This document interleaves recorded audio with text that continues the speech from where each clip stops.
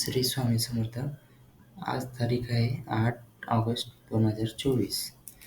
आपण आज लंडन सेशनमध्ये ऑइल ट्रेड केलेला नाही आहे. तर आज आपण ट्रेड फक्त न्यूयॉर्क सेशनमध्ये करणार आहोत. तर न्यूयॉर्क सेशनचं ॲनालिसिस लेट पोस्ट करतो आहे. ॲनालिसिस असं होतं की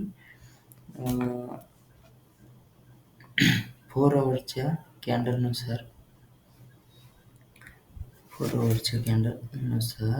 आपल्याला इथं बघायला मिळतं आहे की double bottom structure.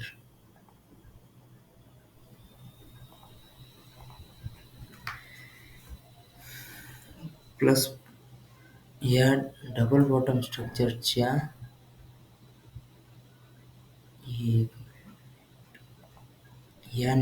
Double बॉटमची स्ट्रक्चरची neckline आहे. या नेकलाईनला आपली एंट्री होती.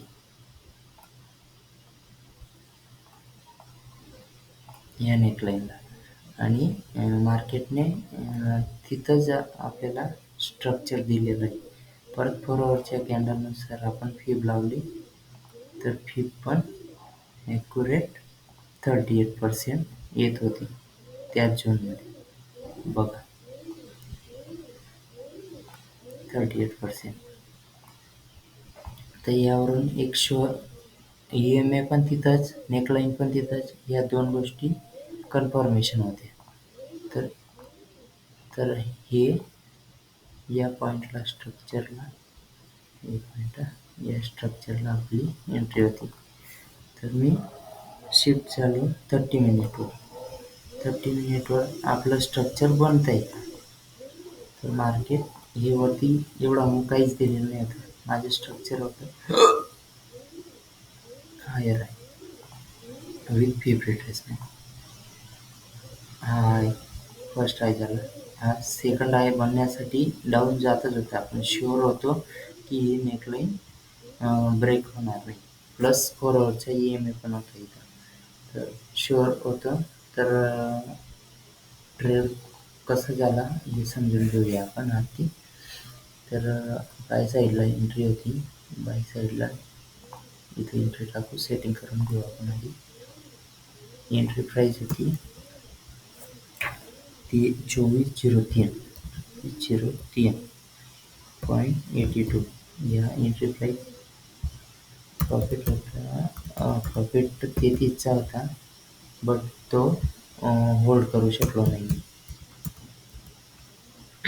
एसएल होता 2401.99 म्हणजे 2403चा.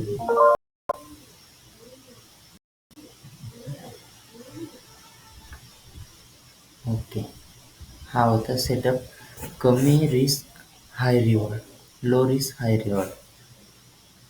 बट माझ्यात होल्डिंग कॅपॅसिटी तेवढी नसल्यामुळे मी ट्रेड क्लोज केला आहे.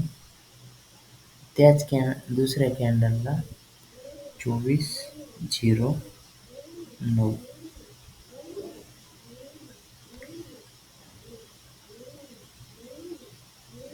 म्हणजे 9.95 म्हणजे 10च्या आस.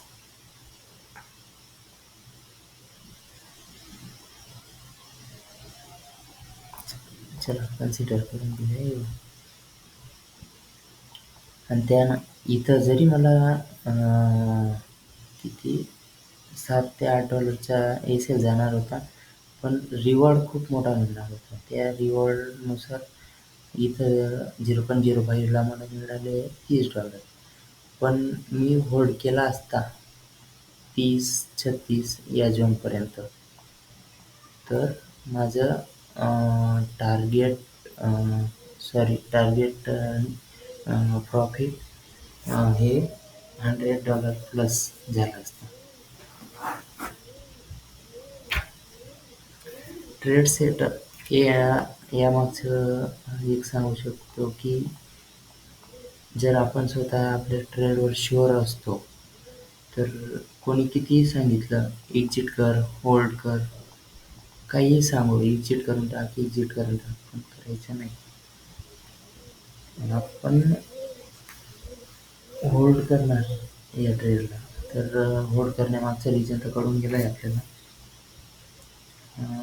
इथं विशाल इथं आपण 1 महिन्यासाठी आलो आहे. ते 1 महिन्यात आपल्याला लाईफ चेंज करण्यासारखं, म्हणजे घरी पण गेलो तरी काही प्रॉब्लेम नको यायला, हे स्ट्रक्चर शिकण्यासाठी आलेलो आहे आपण इथं.